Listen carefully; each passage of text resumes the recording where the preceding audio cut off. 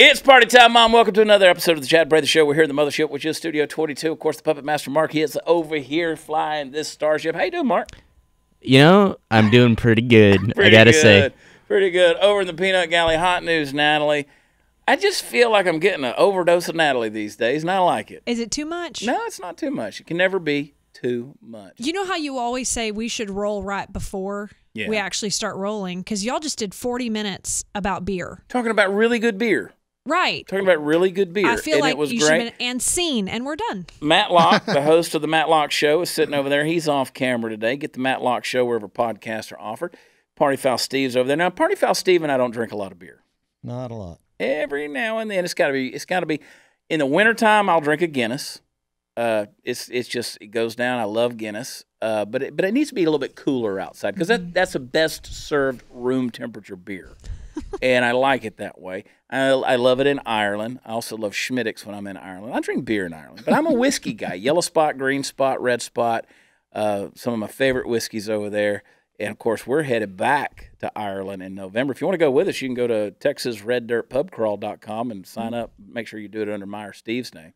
Yeah, and this is a vacation with us. It's a vacation hanging out with live music. We're gonna have a lot of good time. We're traveling with about 18 artists, and it's going to be a lot of fun. I'm going to jump right in here. Ronell Smith is our guest today, and I want to include him in this because you were talking about the beer too. And listen, our thing is, like, I tell people when I drink whiskey, like, I'm a connoisseur. I don't get drunk. I don't believe in getting drunk. I don't like getting drunk. And a lot of times I'll act drunk, but I'm not drunk.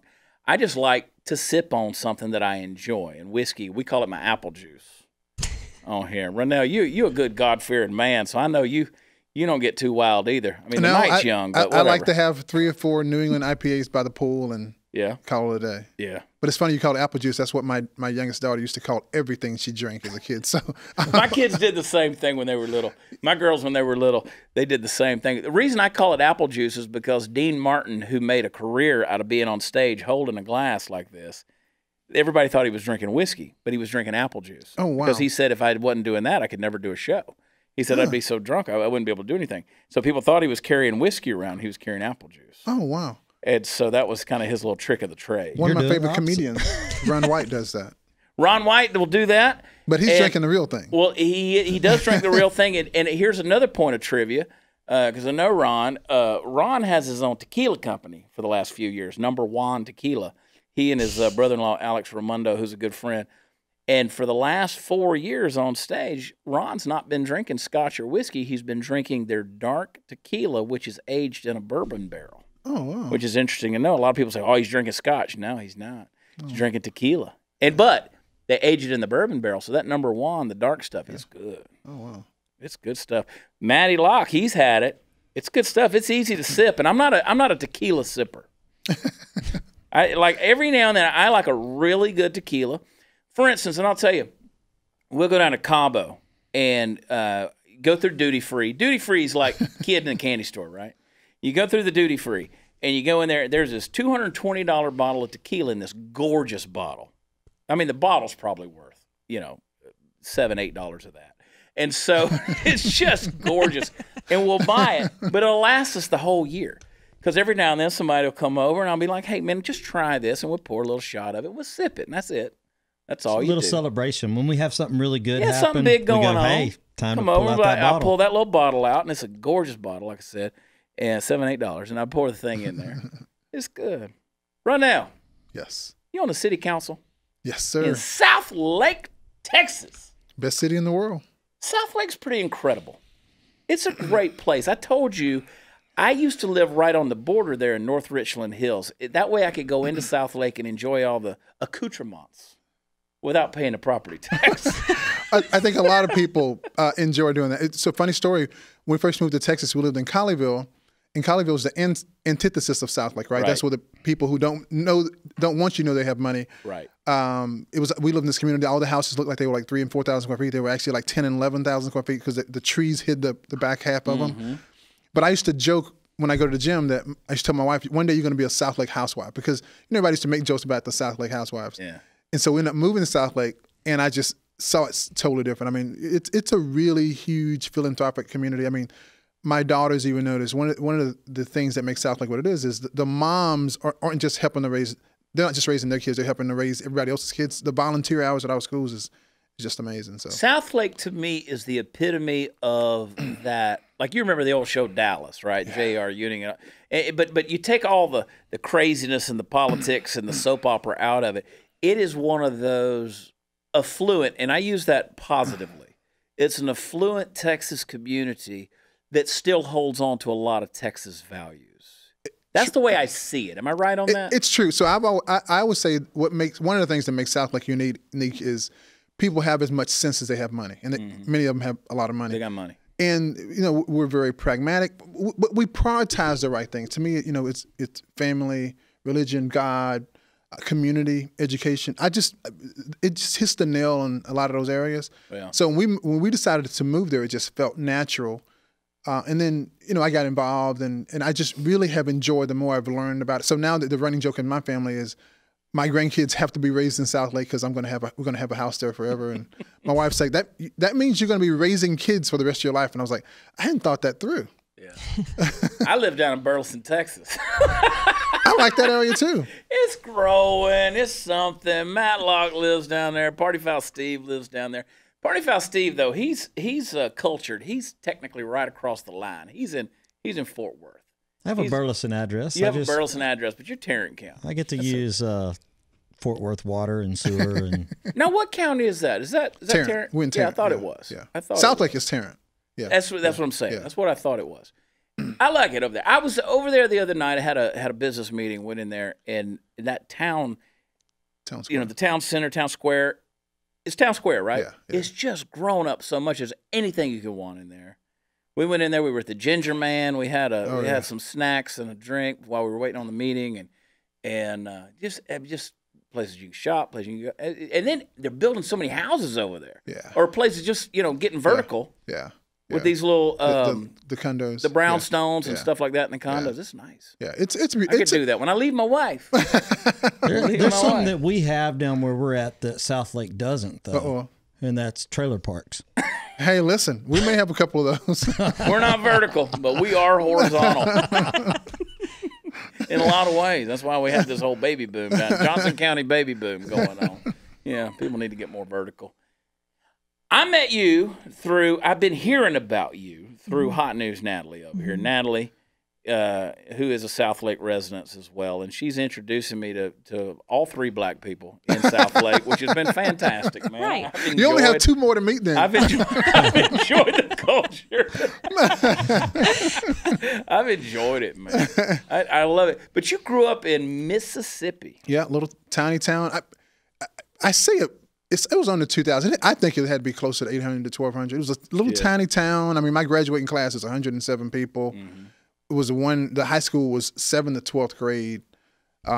So it was small, but I was fortunate in that I had two very, very involved parents. I had two great older siblings who set a great example. And I grew up in a community that prioritized the right thing, and then in a family that prioritized the right things. You're going to be godly. You're going to work hard. You're going to become educated. You're going to be a good person. And I think those are the things I didn't realize at the time. They just stuck with me and kind of set the course. They're kind of the through line for my life, and my wife was raised very similarly. So it just kind of fit. So is Texas, your wife from there as well? She's from Mississippi, a little town about 20 minutes away. Because y'all got together pretty young. We did. We got married in college. Mm-hmm. So we've. You did not know what you were doing, but apparently you did. No, God was in it. Yeah. Right. God was in it. Oh, it's funny how that works out. It's amazing. It makes a difference. Oh yeah, I cannot imagine if I had married anybody else. I'm convinced she's the only person who. And the older I get, and the more I tell this joke. I used to say I'm pretty sure Rachel's the only person who can tolerate me, and people would laugh. Oh no. The older I get, and the more people get to know me, they're like, yeah, you're probably right. Yeah. I have some idiosyncrasies that'll drive most people crazy. Yeah, same with my wife. I know one of the things that you and I share in common is our love for firearms. Yes. And guns. I got somebody that got on to me the other day, Natalie. I referred to a firearm as a weapon. Mm. They were like, don't call it that. I see where they're coming from. Like, if you come in my house, it's a weapon. Yeah, true. I mean, it's all in how people are cultured to think of it. And, you know, it's one of those things where language does matter. Yeah. I remember being in Seattle a couple of years ago, and I was talking about home invasions, and we're talking about ARs, and the guy referred to it as an assault rifle, and I corrected him, Armalite or whatever. And I said, you know, the way I look at it, if somebody kicks my door down, I want the biggest, most powerful thing. And he was like, well, why would you want to kill him? And I'm like, wow, I can't talk to you right now. Yeah. I mean, if somebody's kicking my door down, they're not trying to do good things to me and my family, and I'm not thinking about saving their life. But most people who have guns like me or you, we're not thinking of it that way. To me, it's like a book. I have a genuine love and respect and appreciation for it that even a lot of gun owners don't have. But I know most gun owners are law-abiding citizens who don't want to pay for the crimes of a few idiots. Mm-hmm. And to me, it's a passion I'm always going to enjoy. I would say there's not a whole lot of things that are inviolables. I won't cross this line. Second Amendment's one, God's the other. And those are just things, okay, I think I'm a pretty cool guy, pretty boring. Just don't cross me on those two things. Yeah, I'm with you. We're going to talk about that. I got to get to something, though, because we're going to talk about guns. We're going to talk about conservatism. We're going to talk about things that are going on in the world today. I'm going to put Natalie on the spot here, too. Steve can take a nap. We don't care. Yeah, it doesn't matter. You're a pretty fit dude. You exercise? You work out? Every day. Yeah? I'm usually in better shape than I am now, but yeah. I used to be. I've gotten back to it. Because my wife has started outpacing me, and the older I get, it's hard. But I'm going to tell you about something, and I want everybody to listen closely because this is the thing that you need. There's this weight management supplement. This ain't snake oil, people. This stuff works. Ridgezone. Only ingredient in the thing, OEA. What is that? It's a natural metabolite of olive oil. See, the problem is if you could put enough OEA in yourself, you can't get enough OEA in the body. You produce it, I produce it, your dog produces it, but you can't. You'd have to drink gallons and gallons of this stuff to get enough OEA. You'd have to drink olive oil just all day long like you drink water. Nobody's going to do that. But based on several university researchers, the roles of OEA are to regulate appetite and the metabolism of body fat. So there's this 6-year study out there. You take these people who were former on the show Biggest Loser. They were those contestants sponsored by the National Institute of Health and National Institute of Diabetes. This study concluded that most participants gained their weight back because of a slower metabolism. Makes sense, right? Takeaway, there is a scientific reason why it's so hard to keep weight off, and it's not your fault. I always love saying that, Mark. Oh yeah. Being fat ain't your fault. Gaining weight and having a slow metabolism, not your fault. Ridgezone is America's first and only FDA-accepted new dietary supplement of OEA. Ridgezone supplies you with more of what you already have and helps you with weight loss, portion control, and burning body fat. What were we saying earlier, Matt Locke, that we can't read? It's crazy. Well, I took the OEA. Yeah, I understand. The OEA, it works. Ridgezone works, man. How much did you lose? 21 pounds. I tell you what, I'm telling you, stuff works. So if you're looking to lose weight this season, strongly suggest you give non-prescriptive Ridgezone a try. Here's what you do. Use promo code CHAD, C-H-A-D, get 30% off a 3-month supply plus free shipping. Go to Riduzone, that's RIDUzone.com, RIDUzone.com. Use promo code CHAD. That OEA stuff is legit, dude. Like, I love olive oil. I cook everything in olive oil. But you can't get enough of it in your body to make a difference. Look at you. God, you're amosexual. I love it. We got a problem in this country with people. I don't think we have a gun problem. I think we got a people problem. Have you thought through this thing in light of like recent mass shootings? You're on the city council of a major city in Texas. A couple of years ago, you had a cartel hit that happened there. I mean, right in the public, out in the middle of it's so you sit around and you're like, okay, well, few days have gone past. What's going to be the next big headline of a mass shooting or something like that? You're a gun owner. You're a responsible gun owner. We love them. We enjoy it. It's a hobby of ours. Have you looked through this culture and formulated opinion? So it's funny. In college, I read John R. Lott's More Guns, Less Crime, right? Which has always been a seminal work that in states that had the more quote-unquote liberal concealed carry often had the fewer crimes. The problem, it's hard to track those numbers because if I thwart a crime in the parking lot of a service station, that's never reported to the police, right? That doesn't show up anywhere. It's just these negative instances. what I've always been squeamish about, and what really shaped my opinion is, when the Brady gun ban passed in 1994, I was in my 20s. At that point, I had my first handgun. It was a Smith & Wesson 686, but I wanted an autoloader. I was married at the time. I love that. And I wanted a Glock. Glock was what police forces in Atlanta were adopting nationally as well. And because of the Brady ban, what the gun stores were doing was taking the gun that was $500, taking the two 15-in-1 mag. I wanted a Glock 22, taking the two 15-in-1 magazine out and selling you two 10-in-1s. And then they were selling those two magazines for $250 each. So my first Glock I paid $1,000 for. Wow. $500 for the gun and $250 for two 15-in-1 magazines. And the corollary to that is, at the time in the early 1990s, I was turning on the TV, having been this country bumpkin who at that point finished college, and I'm seeing Chicago, LA, New York, these murders, this murder count every day. So I started really following this, right? At the time, so there was a high capacity ban, but most people were being killed with 22s, 38s, 25s, and 9mm. And to me, it just didn't make sense. It's like, okay, you're taking something from me who I'm never planning to do anything but go shooting. Right. And I'm having to, pay $20 for a box of, Glock 40 bullets. And so it was punishing the wrong people. So I'm always, I say squeamish, but I always try to be knowledgeable about, okay, if we just enforce the laws on the books, right, that's a good place to start. But that's too sensible.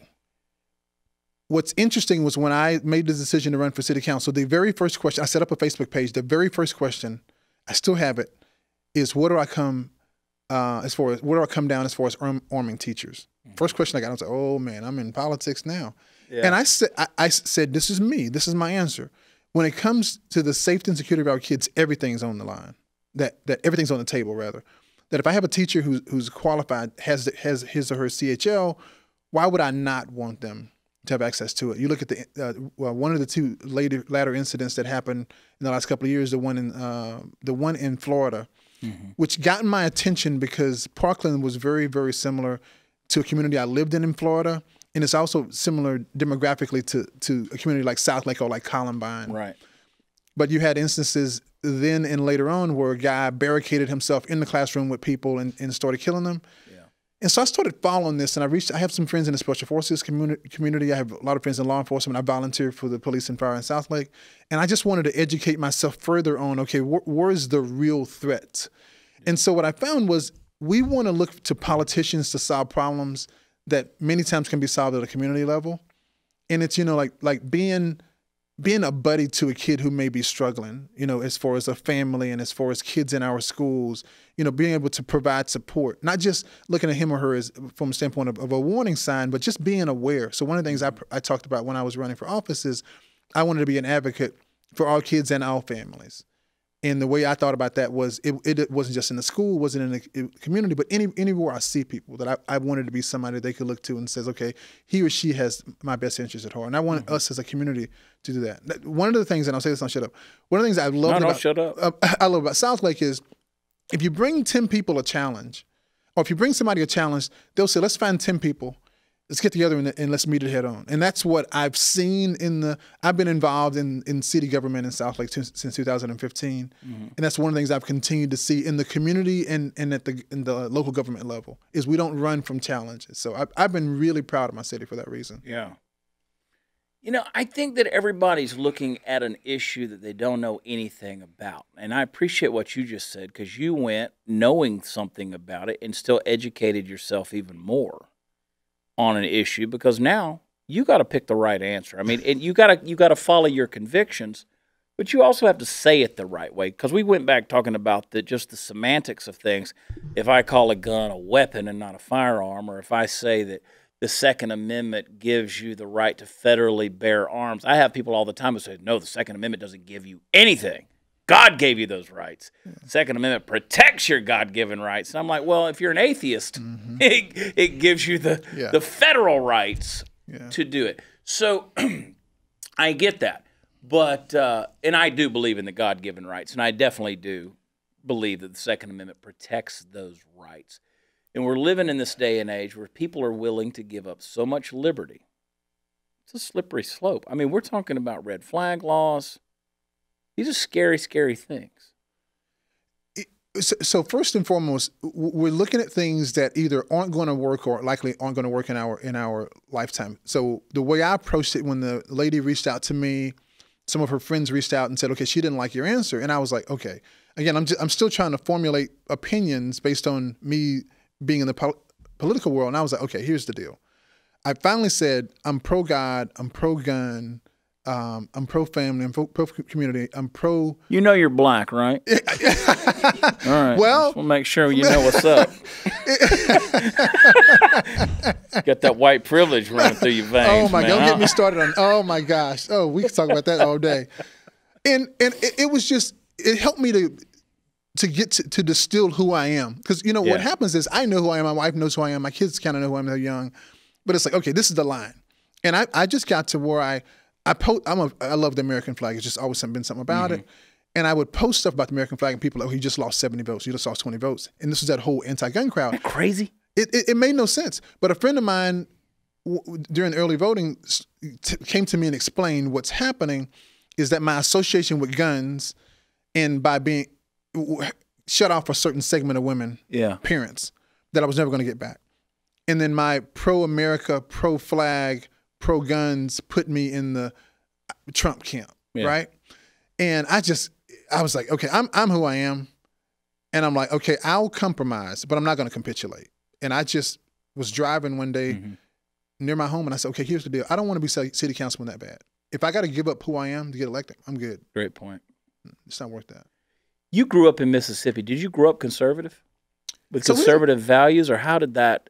So I didn't think about it that way. I mean, I grew up Christian. I grew up prioritizing the things that I think make you a conservative. Right. But we didn't talk about it. I love the way you just put that. Prioritizing the things that you think make you a conservative. Because I was listening to podcasts this morning. These yahoos were on here, and I listen to a lot of the progressive stuff and the left stuff because I just want to hear what people are thinking. Because I'm a reasonably open-minded guy. Like, if you can convince me, I've always said, if I have a conviction and you disagree with me, it's going to do one of two things. It's going to solidify the conviction, or it's going to change my mind.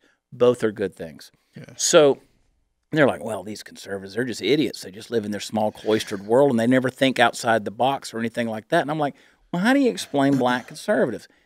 You just did a fantastic job of that. You said, look, I had these values that led me towards this certain path. So while my parents did not talk about conservative, and those are modern terms these days, really are. And I don't know how they voted. We never talked about that. My mom's 82. I'm going to ask her at some point. Although I do know she voted for Haley Barber in Mississippi, which is a funny story. I'll tell you sometime. But I heard that. That's funny. My mom's going to kick out of that. She looks better now than she looked 20 years ago. That's awesome. But to me, it's a set of values, right? Yeah. Like, my parents did not like government involvement. We were very, very independent. We prioritized education. We prioritized godliness. We prioritized being good people.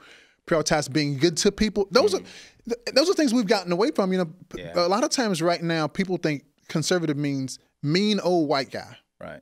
And that's because we've allowed that. Yeah. Allowed it to mean that, right? Like I said this during the campaign, that it shouldn't be an anomaly when you meet. Like I never hear this from blacks, but I hear this all the time from white.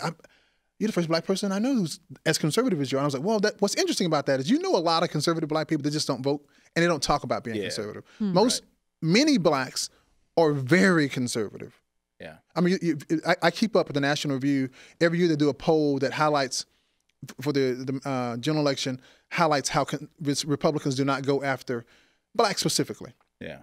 And it makes sense in some circles, but one of the things that happens is blacks and Hispanics are the only group that skew heavily religious conservative, social conservative, right? But who don't vote Republican. Yeah. So it makes sense to go after them for low-hanging fruit. And I have some reasons why I think that's never worked, and it will never work the way we've tried to do it. But it's not a matter that we're not conservative. We are.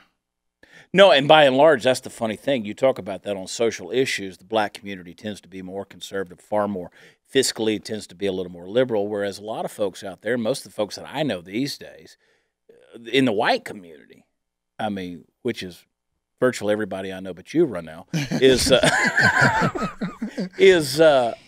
they tend to be a little more socially liberal. Like, I don't care what you do. I don't care what you do. Go on and do your life. Just don't legislate it so I got to do it. Well, and that's changing. And they're a little more fiscally conservative. I think that's going to be hung around President Obama's neck. Yeah. You look at what's happened now. I agree with you 100% on that. Yeah. With the LGBTQ community, however you feel about that, there's this huge backlash of what, you know, and I call it moral hazard. You shouldn't be able to make a decision to me that I have no say so in, right? And a lot of people now feel like, oh, you know, okay, I'm willing to support you to an extent, right? And so we have to become better fighters, smarter fighters. Yeah. And we also have to not pick fights. We don't have to, like, for example, one of the things we can do better is we don't have to be socially liberal. We just shouldn't be offensive, right? Like, one of the things that we do is the way in which we share or shape a message. And instead of trying to counter a liberal's perspective or objective, we should counter with, okay, here's how this benefits you. So one of the things I talk about is liberals sell a much better narrative than us. And we talk about features, they talk about benefits. An example I gave to Natalie yesterday, that nobody, no matter how much money we have, doesn't like free, right? If you can convince me I'm not going to pay some way, okay, I just kick the bucket down the road. Yeah. But what happens is we're talking about what another party is prioritizing, and we're not proposing something better. Yeah. Steve's giving me the signal. I got a boogie or something hanging on my nose. Mark passed it along to me. Is it a boogie? I don't know. Yeah, something going on there. Something going on there. I can't see that far. How can y'all see that far? He can see it. I get it. If you turn back the other way, I can tell. I think you did. I got a little boogie. I think we're good now. Yeah. Sorry. There you go. We're real talk on this. That's breaking the fourth wall right there. I'm saying. They real talk. I'm wearing a Depends diaper, so I can go back to the bathroom. I have no shame. No shame. Party time, Mom. Stay horny. Ronell and I were with our state representative yesterday. Giovanni. That's a lot of names. Gio. It is a lot of names. Gio seems to work pretty well for me. You know, and he is on a committee, Ronell, and help me with this. He's on a committee for, they didn't want to call it mass shooting. Mass violence prevention. Mass violence, because that comes in many forms. It does, and I appreciate that. Yes, and that's more of the terminology, but it's interesting because, you know, they're hoping to put their thoughts together for that compromise. It's going to be interesting to see what happens with that committee. Does that excite you, Ronell, to know that we're doing that? It does. I mean, I'm happy Giovanni's on it. He's somebody I don't know well, but he's thought of very well by people I know very well.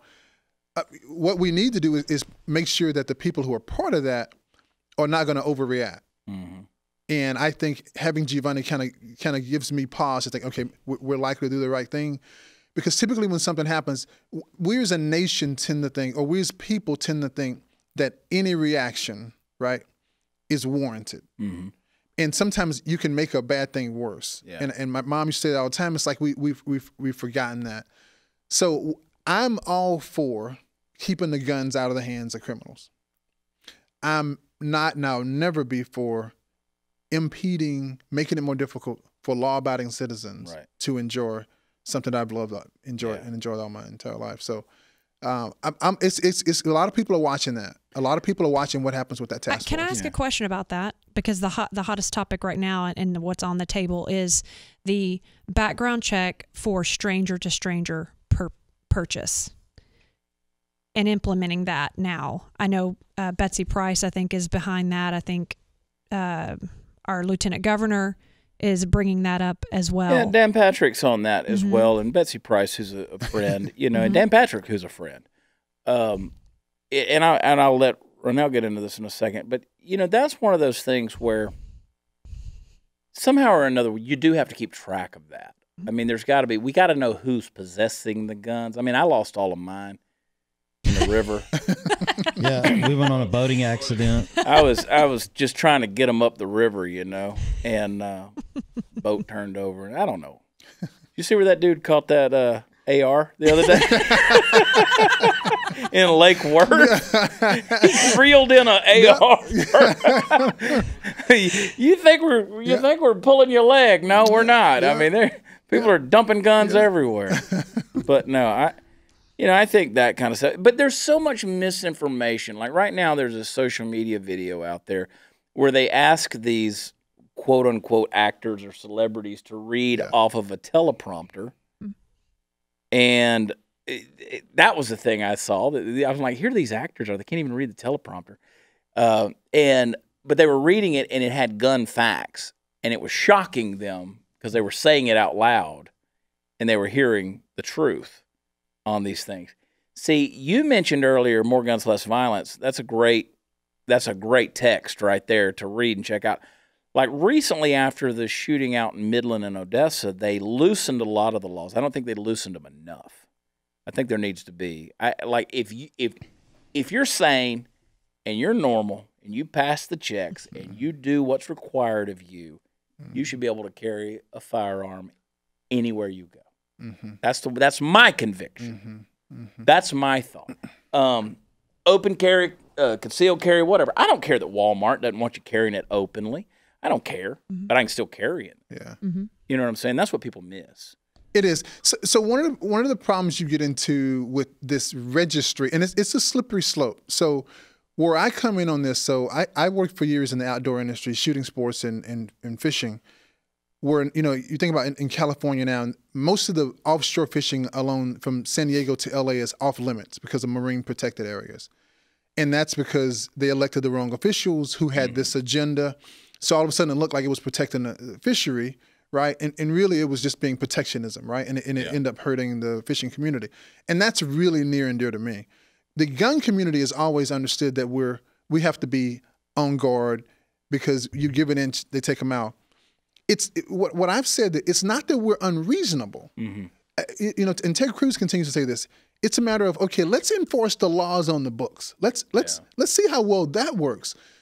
I get really squeamish with any quote unquote national registry. I'll give you an example. Right. I'm not saying now, but there was a time my dad had lots of guns. My dad, who's now deceased, and I'm sure none of those, they were all long guns, none of those were part of any registry, right? They had changed hands so many times from being bought and swapped and whatever. Somebody dies and there's their rifle collection. Yeah, and it's like, so I got to go account for that to some entity that, you know, may or not. I can remember as a child growing up in Georgia, you could buy a gun at a yard sale. Yeah. You could buy a shotgun at a yard sale. You could buy a 30-30 rifle at a yard sale. You can still do that. Yeah. I mean, theoretically, if they'll put them up there. Shut up, My Steve. dad always said, once you buy a gun, don't ever sell it, don't ever get rid of it. And I've always kept that rule. So I have every one I've ever purchased. I've never sold one. For some of us, that's easier said than done. You know, going back to, so when me and my wife first got married, I'm a huge book guy. I love learning. I love business. So I go to the bookstore. We would split the day up. I go to the gun store till noon every day, every Saturday. And then I go pick her up. We go to this place called Uncle Bud's to eat catfish. And then we go to the bookstore the rest of the day. Stop. Now I want catfish. Now I want Uncle Bud's catfish. Me too. So my daughters will joke with me about. And the gun store. How did they know? How to know my wife's the right person? I was like, she always indulged my passion, books and books and guns. And I'm really, really, really.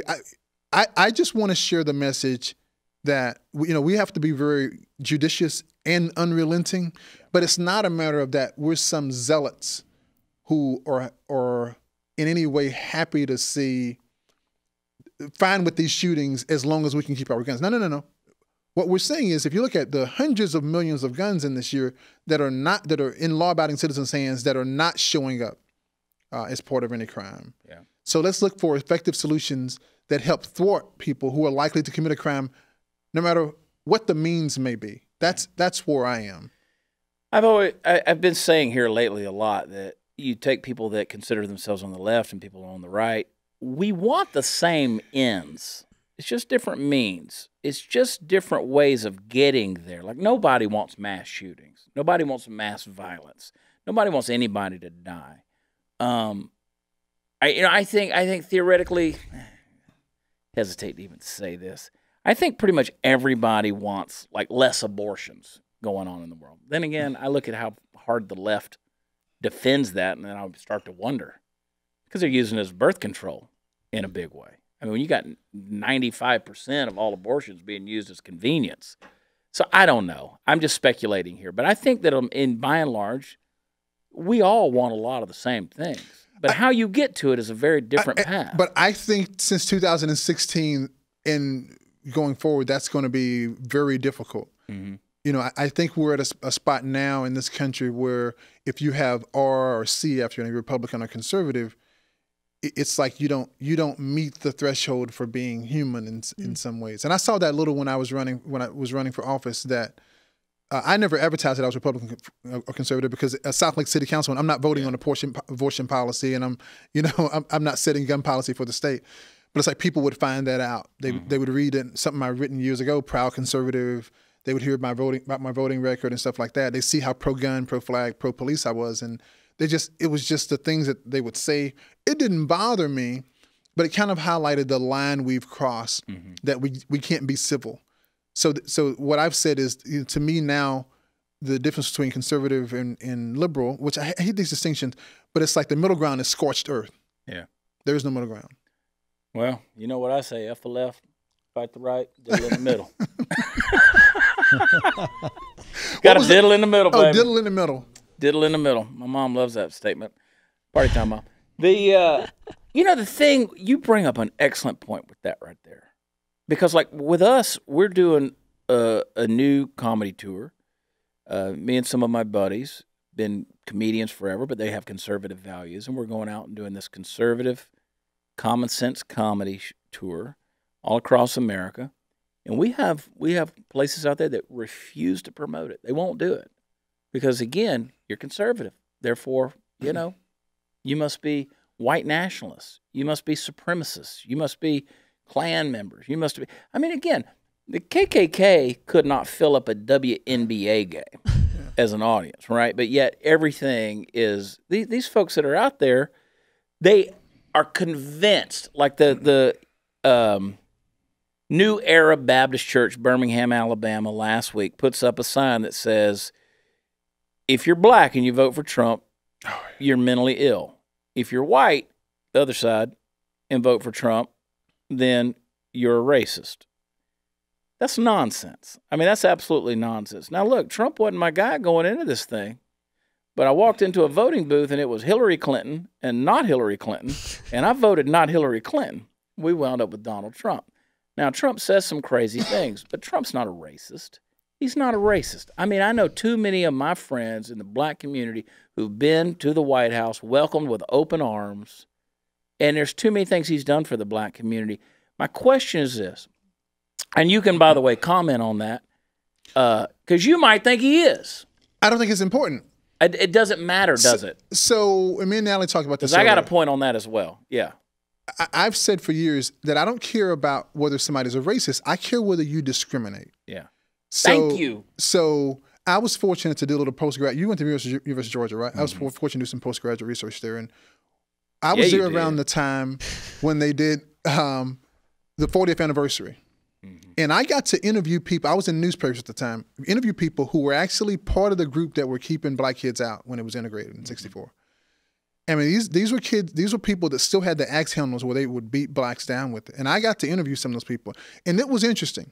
These were people who would flat out say that I literally thought less of black people. There wasn't a dislike. They literally thought these black people are less than dogs. And it wasn't until they got to work and be around them, thanks to integration and the rights we acquired in the mid 1960s, that they got to be around them and see them. So the one thing I think about is we have to fight back against this notion of you can know what's in somebody's heart, right? Yeah. So you bring up our president. Well, I don't know what's in his heart. I have seen some of his actions, right? Like he touched prison reform, which is taboo. I mean, Obama wouldn't touch that, right? Touch it. And that's something that needed to be touched.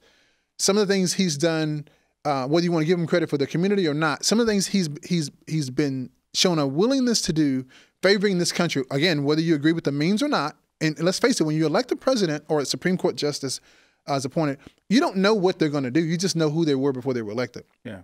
You look at the religious community is behind Trump. That's because with religion, it's all about forgiveness. It's not about who you are, it's who you demonstrate yourself to be through faith. he's been willing to do and touch some things that I think people before him weren't willing to do. So what I say to that is, we have to have the spirit of common ground. Can I work with this person? And I think most of these groups, whether it's religious groups, like my pastor at Gateway is one of his religious advisors, and he was attacked for that. Robert's a good dude. But it's like, okay, what do you want? You want a president who isolates himself and won't listen to anybody, right? I want my president, I want my pastor, who I know is a good man, talking to our president. Mm-hmm. What I say is this. If you're going to condemn and demean this person in the White House, we should all be more of service to our community. Mm-hmm. Most of the things Trump's doing are not impacting us in Southlake. The things that I do on city council or that our mayor or people do on the school board, those things impact us. So what I say is this: if you don't like our president, help to elect somebody better. My issue with that, though, is he's our president now. We, as Americans, should support him. But the other side hasn't put somebody forward who many people would say is better. So what I tell businesses is, if you don't have something good and you want to get rid of it, wait at least until you got something better. Something better. And I'm not sure what we're seeing come from the Democrats is something better. And let me just say this. So I don't like the distinction, although I fall for the trap myself, liberal or conservative. I get called conservative. I am conservative. I don't see myself. I see myself as a dad, a husband, a God-fearing person, a person who loves guns, a person who loves his family. You know, like I would say it's the 3 Gs: God, girls, and guns. God, my family, my wife and daughters, and guns, right? And to me, I think that's what we have to get back to. You know, it's about family, it's about faith, it's about community. And I think that's the key to the whether it's the school shootings or the loss of the sense of community, how divided we are. Like when I talk to people in my community, no matter whether they're on the right or the left, we can usually find common ground. Mm-hmm. I mean, we can be civil with one another. It's not until politics comes up and they're like, "Oh, you're no," and it's like, I'm still the same person you knew a month or 2 ago. Yeah, it's like, just because I'm this or that. Yeah, it's funny. No, we have venue. Like back to the comedy tour thing, I got friends that are on this show with me. They used to go on vacation with some of the people that run these venues. And then they found out, oh, you're conservative. They hate it so much, they don't care about money anymore. Like, nope, we're going to make sure it fails. Do you think, I know that there are people who just like, I won't have anything to do with somebody on the left. I won't have anything to do with somebody on the right. I just don't feel like I don't operate that way. I love everybody. I don't walk into a restaurant and start asking people their politics. I get along with everybody. I mean, if somebody's coming behind me, I'm going to hold the door open for them. I don't ask them who they voted for. Do you think, and I hear this, and I'm kind of segueing here, do you think, 2 phrases, do you believe that systemic racism or institutionalized racism is actually happening in America? Oh, no. No. But you have to draw a distinction, right? So the way many people draw that distinction is, let's say you live in a community of 50,000 people, and a percentage, say more than 100, are racist. Then some people may say that's systemic, right? But as systemic is defined, no, right? I think it would be very, very, very hard for you to prove. But that's kind of like racism. Yeah. It's very hard to prove unless somebody says, which I've had people say. I remember sitting at a table with an executive for one of the largest companies in the world, and him saying to me, "I don't like black people. Really? I've never thought a lot of black people, but I like you." And I wasn't offended by that. I wasn't, because here's the deal. I mean, took the words right out of my mouth. Yeah. Because here's the deal. At the end of the day, he wasn't impacting my life chances. And if I can change how he feels about one black person, maybe the next black person who may be working for him, he's like, huh. Because I saw that when I was at the University of Georgia, when I was interviewing people from 1960s. So to your point, here's where I think we have to get to.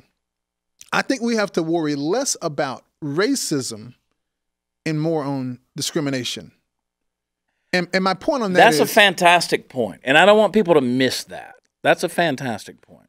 So I grew up in Mississippi. Yeah. And I kid you not, some of them are still alive. There was people, some of my teachers, my brothers and sisters teachers, who were not shy about saying they thought less of black people, right? You're in Mississippi, you live around right next to those people. You end up having to deal with them. Yeah. And you hope that you can change their mind. But you eventually, you have some interaction. There was a guy who my brother worked for. My brother was a top student in school. This guy did not like black people. I mean, his dog was named which is so interesting. Whenever he would come to our house, his dog was. There's every brown or black dog he called him. He always had black labs, a big duck hunter. And every time he'd get one, he'd be training him. He'd come to the house every year and let's go. And I was like, that was weird to me, right? But my brother ended up working with this guy, and everybody in the town was like, why would he work for him? My brother was a top student and went to work for NASA and FBI and all this. But I remember when my brother was getting hired by the FBI, had to do all this interview. They went back to his elementary teachers, every teacher he'd ever had, anybody he'd had any interaction with. And that guy gave him the most glowing review.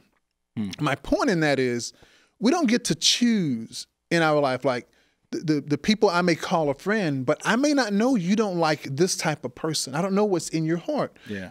But through dealing with you, working with you, hanging around you, I can let my light shine. I can let you see, okay, here's what a person who's decently godly, how he tries to live his life. I don't think I have a racist or discriminatory bone in my body.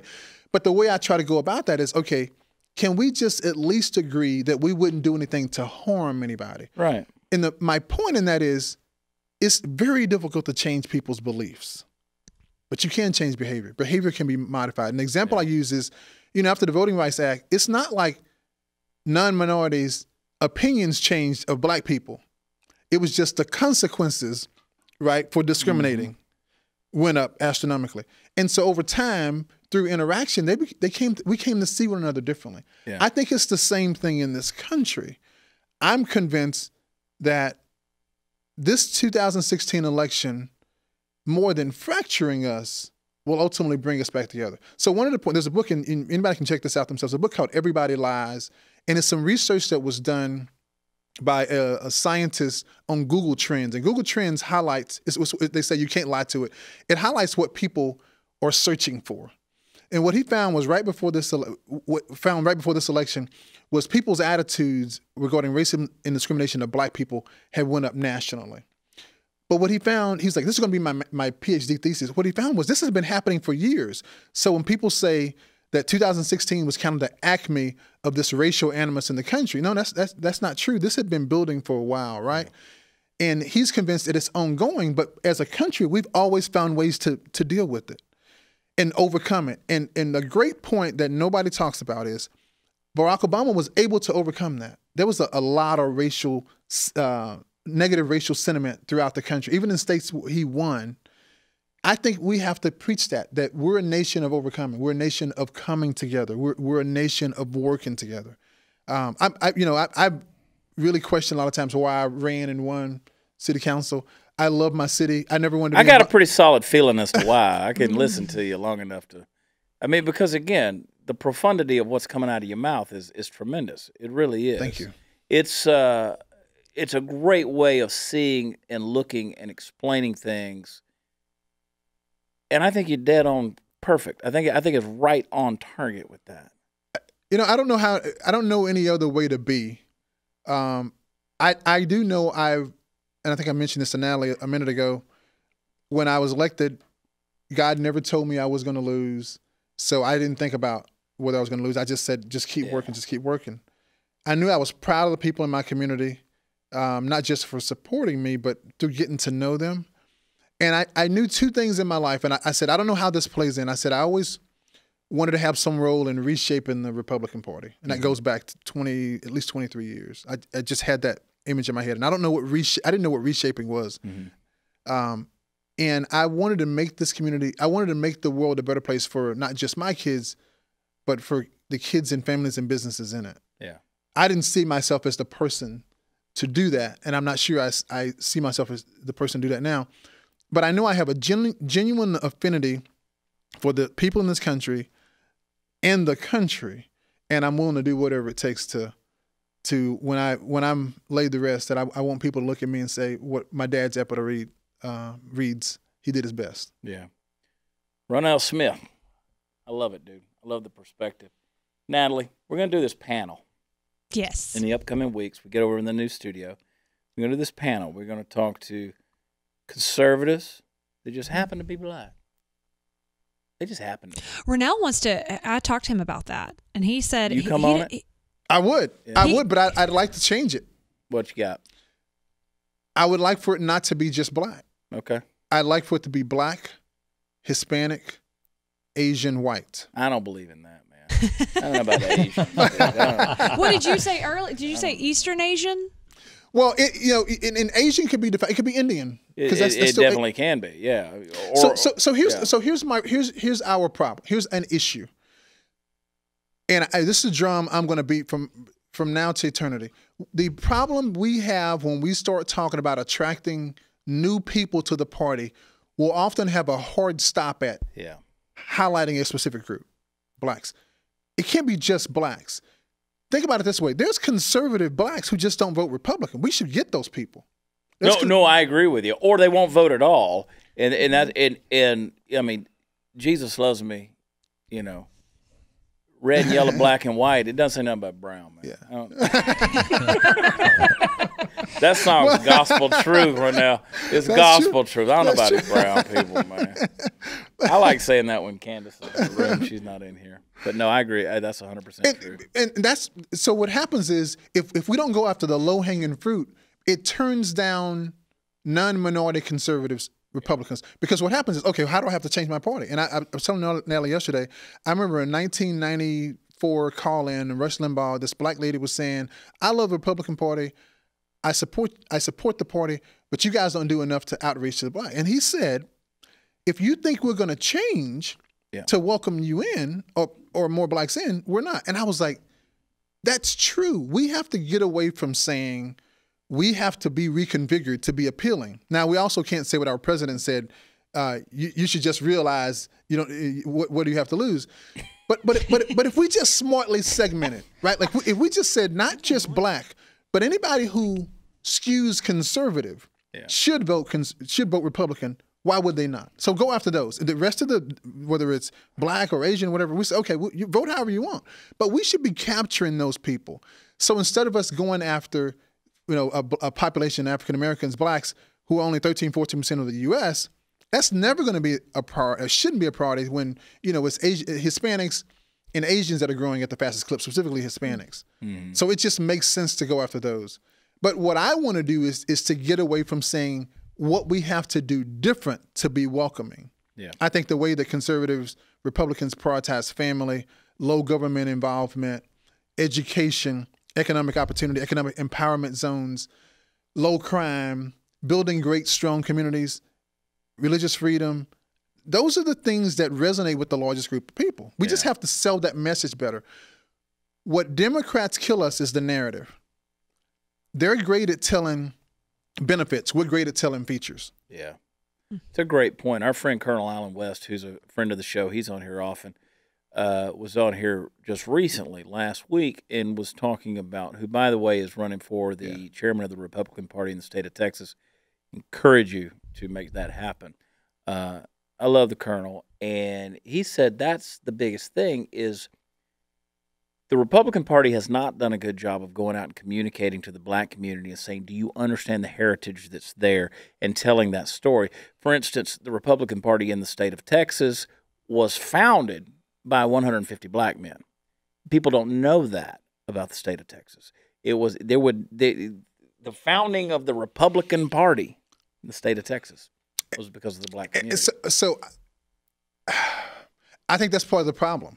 Yeah, we continue to tell a story that resonates with users. So when I work with I'm a brand strategist, this is my company. When I'm catering a product or service to a person who already uses it, you see that product different. So it has to be marketed different to somebody who it doesn't appeal to yet, but who would find it viable. Yeah, and that's where we're stuck. And Democrat, I'm telling you, they have some amazing. Not that we don't have smart people, but their strategists help us keep that line in between us and the people who would be appealing to. So think about those things I outlined. Family and faith and education, opportunity. Everybody wants those things, But when we allow ourselves to be defined as these mean, bigoted people who don't look like us, that's our fault. Party foul Steve. Party foul That's- Steve. What I do now? Who's not a Republican. He doesn't even know most days if he's a conservative. He's like a goose. He wakes up in a new world every day. I voted for Trump though, so You did? yeah. Look at you. It was not Hillary. So I'll give you an example. So when I talk to my friends in Southlake who are affluent, have combined total incomes probably $700,000, they know how I vote. So we'll have a conversation. I say, so you tell me you rail every year about the taxes you pay. You rail every year about the government involvement in your life in various ways. You know, how much student loans or whatever you have to pay back. I said, you also rail about how much money you give away through philanthropy. I said, what you don't realize is one of the reasons why hardcore conservative Republicans rail against taxation is they want to be able to give that money, use that money effectively, and not have the government waste it. Right. And you know, I know that's a sensitive spot, and I'm part of the government. But that's the story we're not telling. We're not selling it effectively. What we have to sell is really good. Right. It's really strong. But you know, when the colonel announced his run, I've watched every one of his videos, and one of the things he says, and I really like him, but every word that comes up, it's always different. Him, not explicitly him, but he highlights the difference in how the party is different, one side from another, and how we need to do things differently to attract conservative blacks. I don't think so. I think we just need to stop doing some things that maybe get in our way. Because when I talk to my black friends who are conservative but who do not vote that way, they get it. They understand. Everyone, I should vote conservative. Yeah. I should vote Republican because I'm conservative. It's just a candidate. Yeah. You can't get, and I was like, okay, so you have to pay another $60,000 a year in taxes. You're going to be fine with that? Yeah. Right? And it's like you can use that money a lot more effectively than the government can to start a business, right? To help that mom who may be in a homeless shelter, right? To help those kids in El Salvador or Guatemala that you donate to every year. So it's about that message, sharing that. So that's one of the things God put it on my heart. And I haven't even talked about that publicly, but I know that's part of my calling is not just bringing business owners to success, but bringing people to God and bringing people to my party. I'll be honest, in 2016 at the election, a lot of prominent conservatives were leaving the party. I love George F. Will. I love his writing. Bill Kristol, love his writing as a former journalist. And it was some soul searching, not to leave and go to Democrat. It was a matter of does this party still believe in the same things I've always idolized? And I believe it did. I knew it did. And it was just that soul searching. It was just that matter of saying, okay, here's where and why, and here's how we're going off track. I don't want to be an independent. My party stands for something. I want to help us define and to be able to reach out to people and say, no, you don't have to do anything different. And we're not going to do anything different. Here's how we're aligned, and here's how we're connected. Not here's how we're different. Yeah. I wish William F. Buckley was still alive just to get his perspective on that. Him and Sapphire were my guys. Yeah. Yeah. Anyway, so you'll come on. We'll get the Colonel on. We're going to have a podcast. Not a podcast. We're going to have a podcast. A POC cast. People of color cast. We're going to have a podcast. And you're thinking you want to do that, why? I want to do it because I think that it's necessary. I think that there's a narrative out there that has to be destroyed. Because you're right. That's the thing. The left has done a good job of telling a certain story. And look, let's face it, when it comes to the mainstream media or Hollywood or whatever, people have been sold a bill of goods. I get on Twitter and I will listen to what people say. I had a guy the other day who just absolutely was doing his best. He was a black guy. He was trying to crucify me on Twitter for some joke that I made or whatever, and he's just going on and on and on. Well, I mean, here's a white guy with a cowboy hat who's obviously a heterosexual dude with a family that lives out in Texas. I mean, he's got to be a racist, right? So what do? You call him a racist. Well, I've just turned around and started calling all liberals a pedophile. Like, if you want to come at me, I'm just going to say, well, you're the one defending pedophiles. I mean, it doesn't make any sense to call them that, but it doesn't make any sense to call everybody on the right a racist. So that's the logic in that thing. What I want to do is I want people to hear the story. I want them to hear the right perspective and it's a common sense perspective. Because, look, if you didn't have Planned Parenthoods that were 85% of Planned Parenthood facilities are within walking distance of the urban community, guess what? The black community would be more than 13 or 14% in terms of the population of this country. But 55% of the black community are dying in a genocidal eugenics program called Planned Parenthood. It's absolutely ridiculous. So I want the voices to be heard. Look, you take the Asian community, and I'm glad you brought that up. The Asian community is the most prosperous and the most successful people group in America today. They're more successful per capita than any white community. They are. They do a great job. The Hispanic community, they're dealing with their own challenges, trying to, look, if I lived down in Mexico, I'd be doing everything I could to be getting up here and get my family up here. I would do everything that I could to do that. They're dealing with their own challenges. You take the Islamic community or the Muslim community or folks from Middle Eastern descent, regardless of what the religion is, they come in here, they're immediately judged just on the basis of how they look and how they dress, how they carry themselves. You get on an airplane, you're like, is that guy wearing Nikes? He's wearing Nikes. Okay, well, he's not going to kill himself. Yeah, it's and I'm just being blunt level honest. Because people look at each other differently based on the culture they come out of, and that's what I appreciate. It's not about racism; it's about discrimination.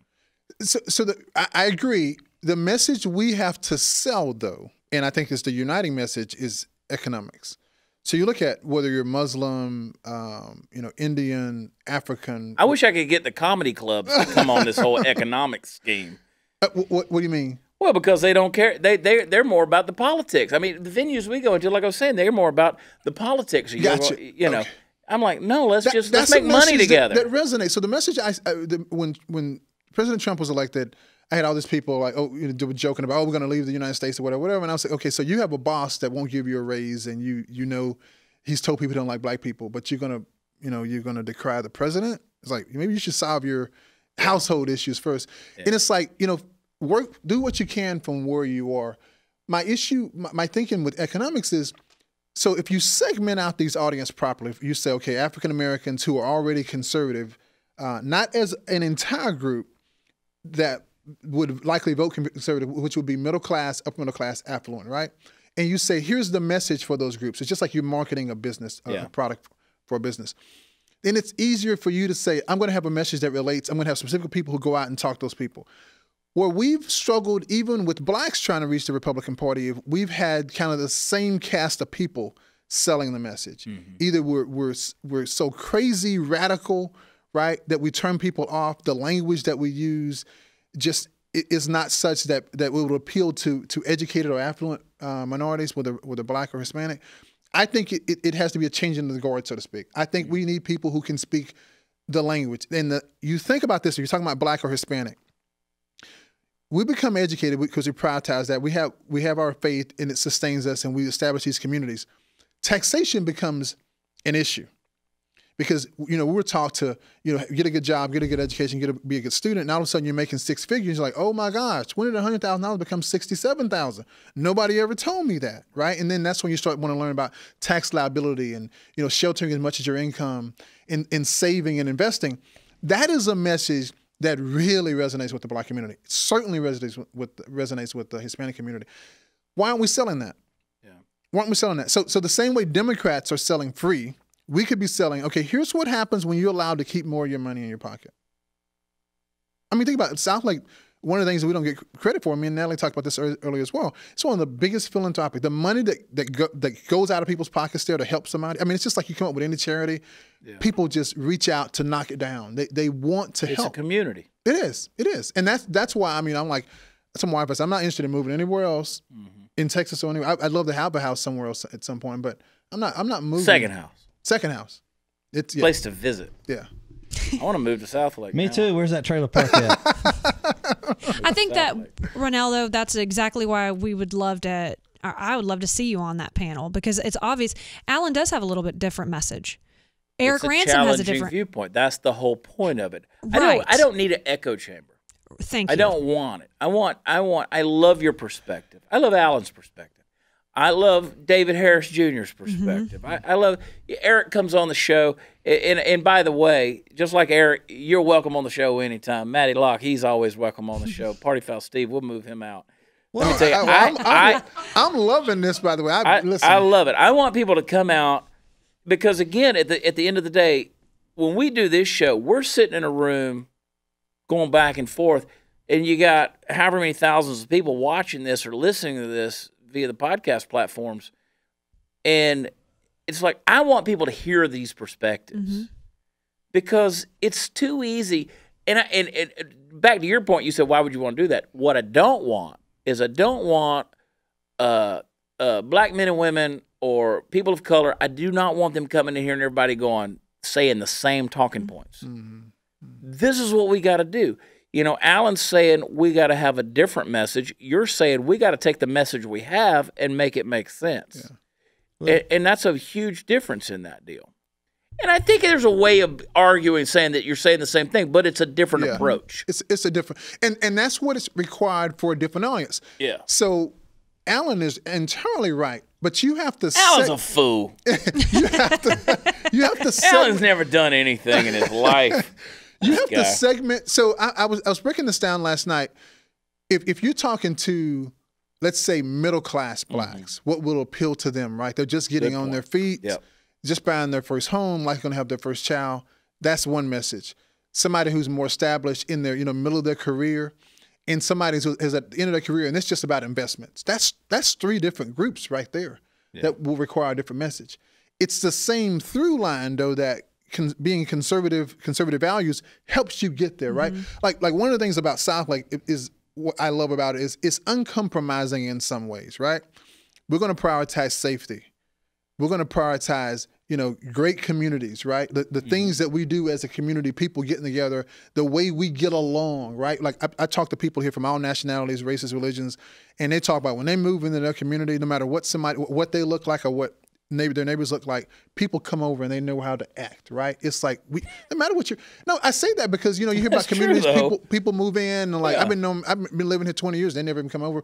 I mean, I moved in my house in Southlake and we're out in the pool and the neighbors bring cookies over, come through our fence, bring cookies over. Somebody brings pie, somebody brings a cake. I'm like, man, we're in the same. When's the next pool party? Yeah, that's what I'm saying. It's the. I know, me too. I'm gonna call you Roe now. You Roe. It's just. It's just Ronell, but you Roe to me. It's the right community. So when we first moved there, I remember telling my wife, I said, Southlake isn't for everybody. And she said, whoa, what do you mean by that? She says, if it's a great community. I said, well, now. I said, my mom was a very giving person. She always had people in and out of our house who were like for charity cases or whatever. I said, but my mom had a really nice couch. If you come into my mom's house, you start jumping up on the couch, she's going to invite you to leave. Yeah. She hadn't changed as a person, right? You just can't act a fool. Yeah. Well, it's the same thing in Southlake. I mean, if you come there, you love family, you love community, you're about kids and supporting them, education and sport. Listen, I don't care what you look like. And so it's funny, that's not just my opinion. I heard that continually. And I'll be honest, it was surprising. Because you hear about things happening nationally, I end up talking to over 1,000 people, and you don't know if somebody's going to have some negative view, this, that, and the other. But I can tell you, I have very private conversations. They were like, "Man, this is it. I'm never leaving this place. I've never lived anywhere like this." It's culture. It is. It's culture. It is. And culture. Culture's not about discrimination. It's not about prejudice or any of that stuff. The South Side of Chicago has a certain culture. You don't, and you know what? Steve's hometown has a certain culture. There's some places. I mean, it's just, you know what I'm saying? It is. And that's the deal. And you guys have cultivated a great culture because, again, it's community. By the way, one of the biggest things, everybody wants to argue politics. I say this on stage every chance I get in front of live audiences. We've lost our sense of community. We don't know each other anymore. We'll go inside, hit a garage door button, goes up, pull the Subaru in, garage door comes down, get online, argue politics with somebody from 7 states away. We don't know the neighbors' kids' names. Yeah. That is problematic. It is. When you lose that sense of community, you don't realize that that's like an extension of your family. Like, for example, where I live, it was the last black family, and it began kind of the white community. So where I was raised, it was an all-white school bus, and it was an entirely different community from what all my other friends went to school, although we lived right next to one another, right? And it fostered this sense of independence to me. It also fostered this sense of, okay, let's find things we have in common, right? Yeah. Like, I was always in the yard digging up crawfish or trying to keep from getting hit now by I want crawfish, Steve.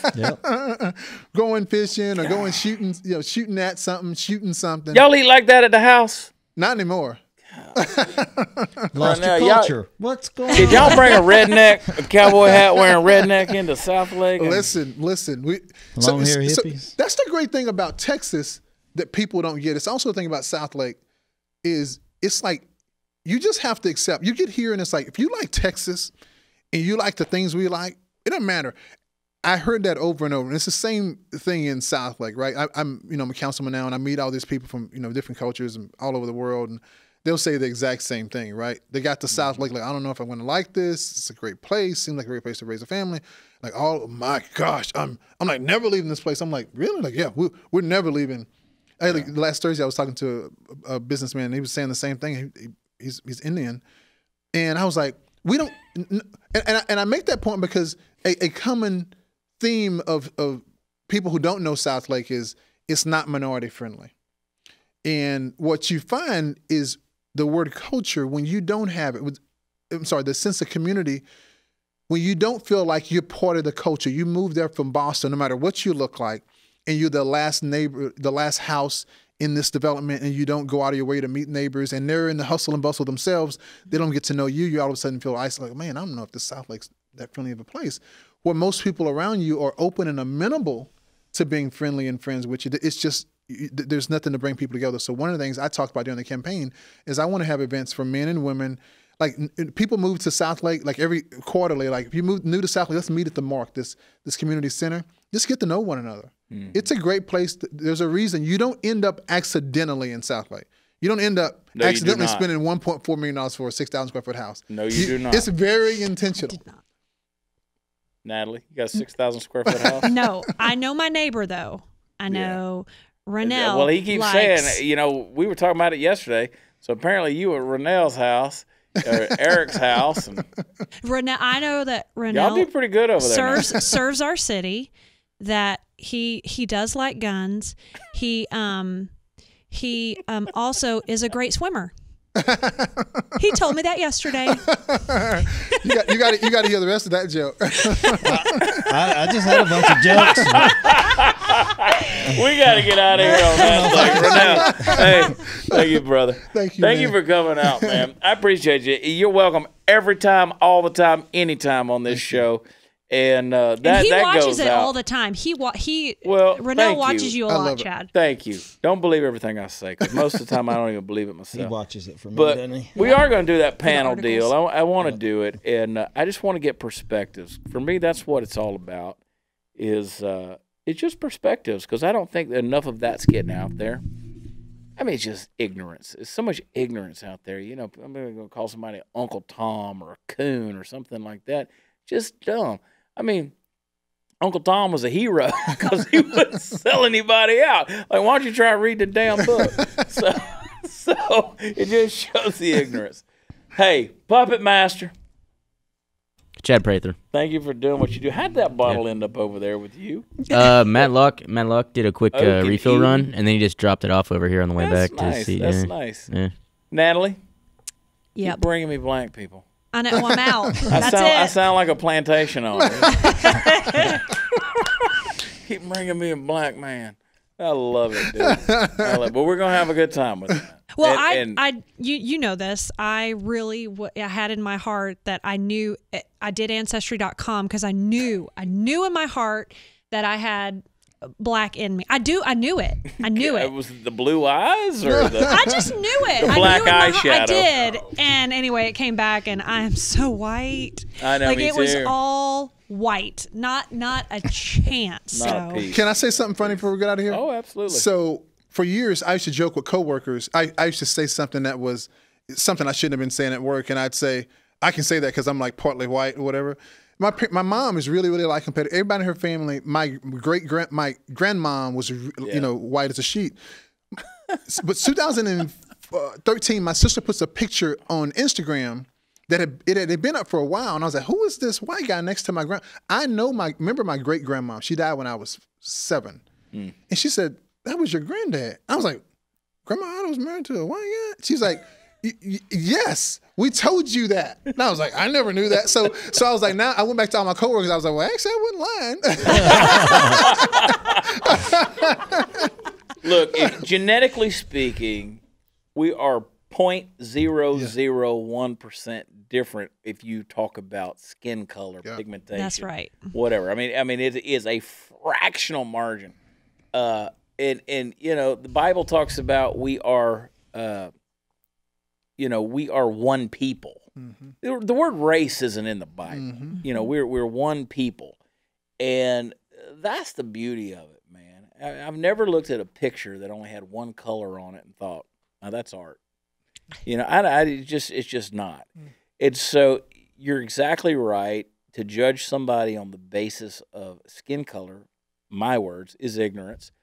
But it's about discrimination. It really is. But I'll tell you, in the last 60 years, since we have gotten past Jim Crow laws, people complain all the time. They say, well, there's not as many black CEOs in charge of 500 companies, Fortune 500 companies. I'm like, 60 years. 60 years. How far have we come in 60 years? Because the average person doesn't sit around thinking about that. They just don't think about that. And that's the America I live in, regardless of what's going on around me. Because we love to glamorize and glorify these people with these weird-ass ideas out there. The America I live in doesn't know color. It doesn't. It doesn't. And back to something we said way back. You take a Donald Trump, I make the argument. I said, I don't think that the guy's racist. I think he's colorblind. I think if you do a crappy job, he's going to call you out. Mm-hmm. He doesn't care what color you are. Mm-hmm. He doesn't do it on the basis of your color. He's going to call you out just because he's that way. He's also a narcissist, and he has very thin skin, and he's going to respond to all these things. So it's an interesting world we live in, and I think in America, politics has changed forever. Yeah. I think it's changed forever.